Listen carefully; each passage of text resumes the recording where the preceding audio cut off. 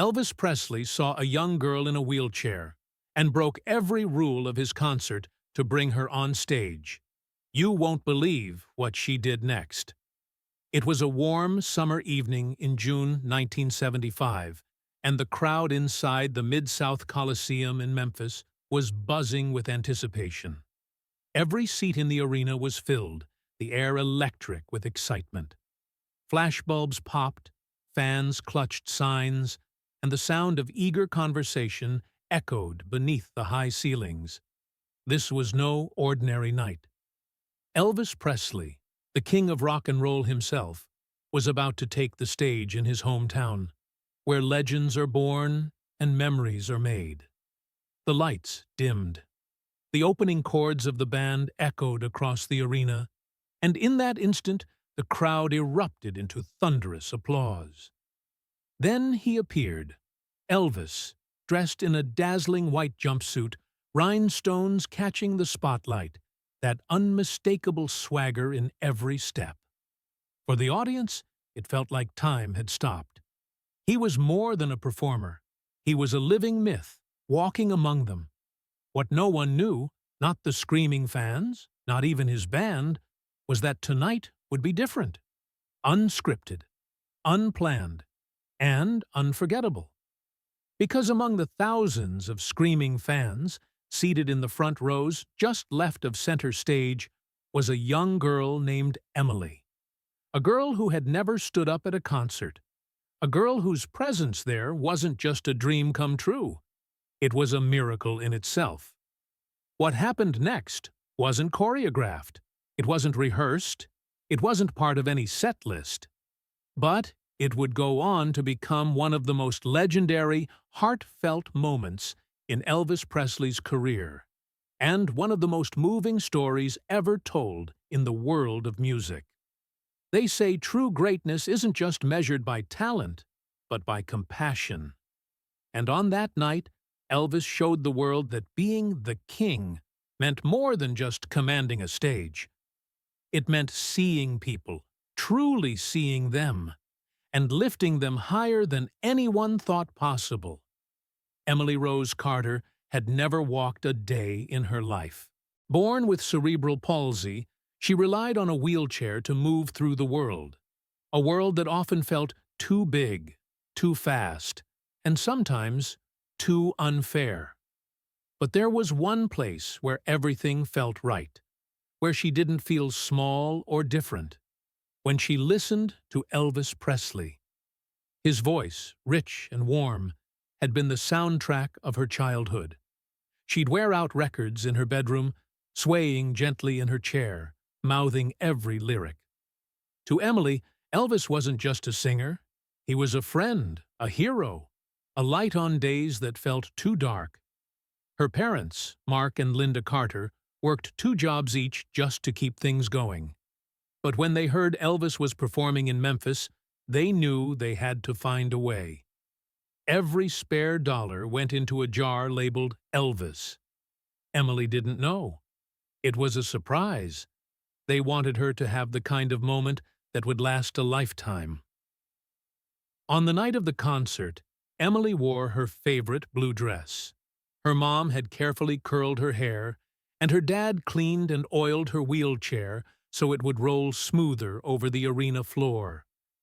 When they arrived, ushers guided them to their seats near the front, close enough to see the stage, the lights, and hopefully a smile from the man she'd admired for years. As the lights began to dim, Emily gripped her mother's hand and whispered, "Is this really happening?" Her heart was pounding, not from nerves, but from joy, pure, unfiltered joy.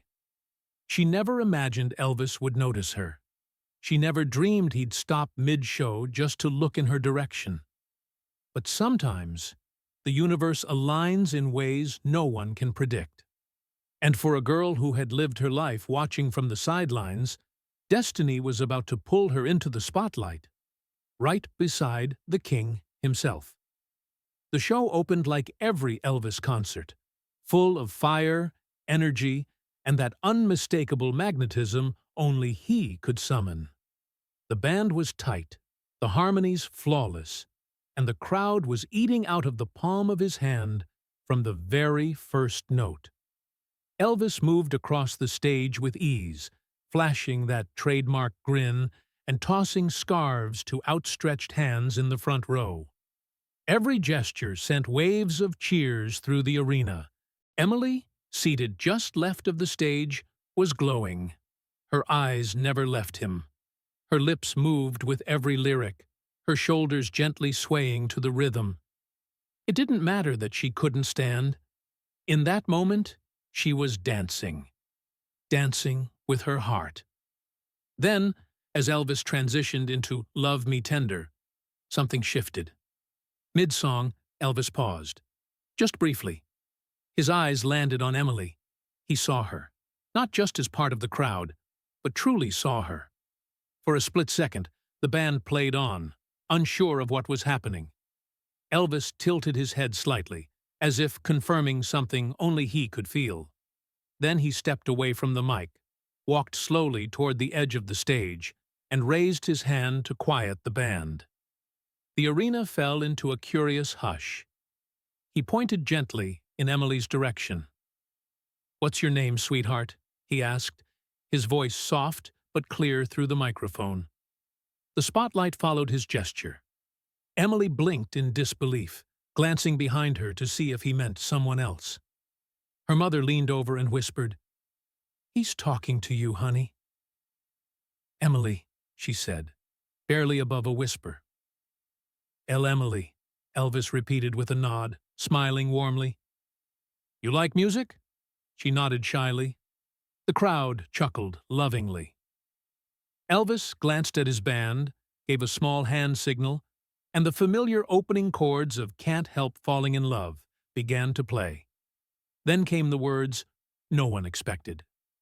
"You want to sing it with me?" A collective gasp swept the arena. Emily's eyes widened. Her mother began to cry. Her father sat frozen, his hand covering his mouth. This wasn't a stunt. It wasn't for cameras. It was real. In that moment, the world stood still. It was no longer just a concert.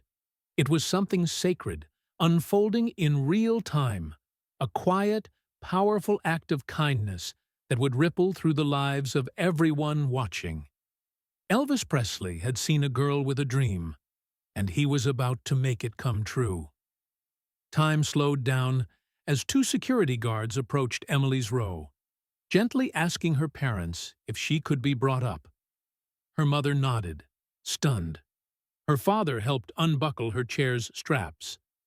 With care and reverence, they lifted Emily from her wheelchair and began carrying her toward the stage, as the crowd watched in silent awe. Elvis knelt at the edge of the platform, reaching out to take her hand. With the help of a few crew members, they carefully placed her on a stool next to him. She looked tiny under the bright lights, her hands trembling slightly as she tried to find her breath. The audience remained utterly silent, not out of discomfort, but reverence. You could hear a pin drop in that vast arena. Elvis leaned close and whispered something only she could hear. Whatever he said made her smile, and that smile lit up the entire stage. The music swelled softly in the background. Elvis began, his voice like velvet. "Wise men say." He paused, looked at her with warmth and encouragement, and gave a small nod. Emily sang, "Only fools rush in." Her voice was delicate, unsure, but full of heart. The audience didn't breathe. They didn't dare. Elvis joined her for the next line, guiding her with his tone and timing, wrapping his rich baritone around her soft melody. As the chorus hit, her confidence grew. Her voice steadied, her eyes locked on his. They were no longer a legend and a fan. They were two people, singing from the same place of love and joy. When the final line came, "But I can't help falling in love with you," the entire stadium erupted. Cheers, tears, applause that shook the walls. People stood to their feet, some sobbing openly, others smiling through tears. Flashbulbs burst like fireworks. The moment had transcended music. It had become something holy. Elvis didn't say much afterward. He simply kissed Emily's hand, helped her back into the arms of her father, and whispered again, "Thank you, sweetheart." As she was carried down from the stage, her face radiant, the crowd kept cheering, not just for the music, but for the magic they had just witnessed. Because that night, Elvis Presley didn't just perform. He gave a gift. One song, one child, one unforgettable act of grace. The moment Emily sang that first line, something shifted in the atmosphere. You could feel it, almost like the air itself became thicker with emotion. This wasn't just a duet. This was a once-in-a-lifetime connection unfolding before tens of thousands of people. Elvis stood beside her like a guardian, his voice strong but never overpowering. He didn't perform at her, he sang with her, lifting her voice with his own. And as she found her rhythm, a softness came over her expression. Her nerves faded. Her eyes met his. In that moment, she wasn't just a fan anymore. She was a performer, holding her own next to a musical icon. Midway through the song, Elvis gently placed his hand on her shoulder, steady and reassuring. She looked up, smiling through happy tears. The audience, still on their feet, began swaying, arms around one another, caught in the emotion of the moment. By the time they reached the final verse, there wasn't a dry eye in the house. "Take my hand. Take my whole life, too." Her voice, now firm and clear, filled the air. "For I can't help falling in love with you." The band held the last note just a little longer. The lights softened to a warm gold. And then, thunder. Applause, cheers, whistles. The entire arena erupted. Emily looked overwhelmed, her eyes wide, hands to her mouth. Elvis gave her a gentle hug and whispered something in her ear again, something only she would ever know. She laughed, full, joyful, radiant. Backstage crew were crying. Grown men in the front row were wiping their eyes with handkerchiefs. Fans embraced total strangers. For a few beautiful minutes, the world outside the Coliseum disappeared. It was just Elvis, Emily, and the purest moment of human connection anyone could remember witnessing. As she was gently helped off the stage, Elvis took the microphone again, eyes shining. "Ladies and gentlemen," he said, pausing as the cheers quieted, "that little girl just reminded me why I ever picked up a guitar in the first place." And with that, the band picked up the next song. But everyone knew no moment for the rest of the night could come close. Because Elvis had just given the performance of a lifetime. Not with power, not with flash, but with heart. When the final note of the concert faded into the Memphis night, Elvis made his way off stage, bypassing the usual post-show rituals. No crowd of friends, no backstage press photos. Instead, he quietly asked a stagehand to find Emily and her family and bring them backstage.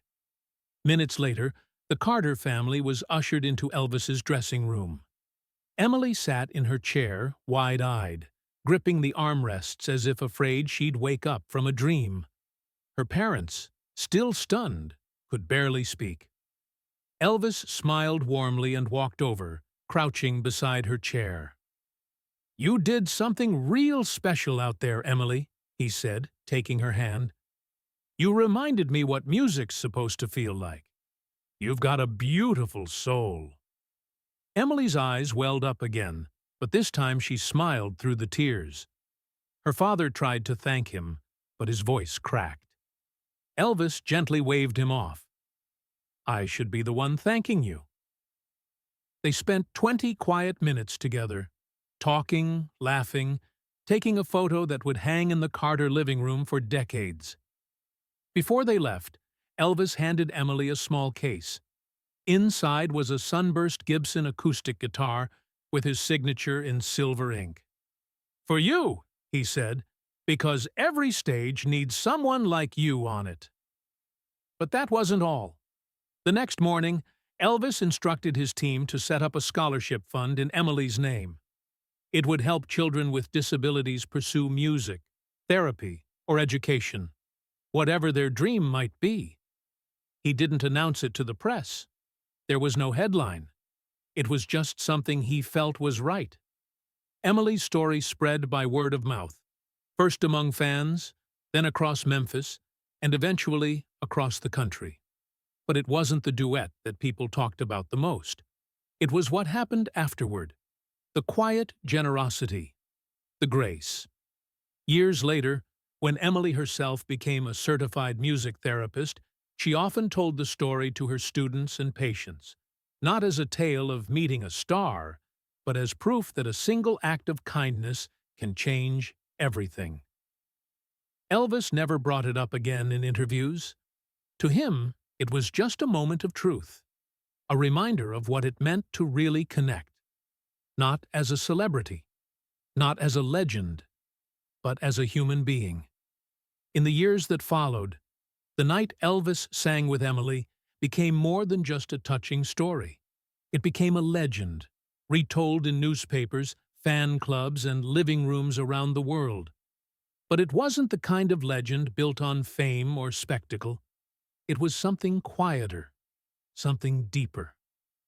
Emily grew up holding on to that moment not as a memory frozen in time, but as a turning point in her life. That night didn't just make her feel seen. It gave her a sense of purpose. She'd later say in an interview, "I always knew I loved music, but that night, Elvis showed me that music could love me back." The scholarship fund Elvis created in her name helped dozens of children access music programs, therapy sessions, and learning tools they could never have afforded. Parents wrote in with letters, saying how their kids discovered confidence and healing through instruments and song. All because one man decided to turn a single act of kindness into a lifelong gift. Other artists took notice. Inspired by Elvis's gesture, musicians began inviting differently abled fans to join them on stage. A quiet shift began rippling through the entertainment industry. Inclusion was no longer a buzzword. It was a movement grounded in empathy. But for Elvis, that night was never about making a statement. He never referenced it in interviews. He never bragged or asked his team to promote the moment. Because to him, it wasn't a publicity stunt. It was a promise kept. A promise to his mama, who taught him to treat everyone with dignity. A promise to his fans, who saw him not as a distant idol, but as someone who truly cared. And maybe, most importantly, a promise to himself, to never let the spotlight blind him to the people standing just outside its glow. Years later, long after Elvis had passed, Emily returned to that very Coliseum, not as a fan, but as a keynote speaker at a disability inclusion conference. She ended her talk by saying, "The greatest performance I ever saw wasn't about hitting high notes. It was about lifting someone else's spirit. Elvis did that for me, and I've spent my life trying to pass that feeling on." If this story moved you, let it stay with you. Share it. Talk about it. Let it remind you that sometimes the smallest gestures, an invitation, a moment, a song, can change the course of someone's life. Elvis Presley didn't just give us unforgettable music. He gave us moments of humanity, grace, and love that still echo today. If you believe in stories like this, support our channel by subscribing, liking, and sharing this video with someone who needs to hear it. Because kindness, when shared, becomes legend. And legends, just like Elvis, never fade.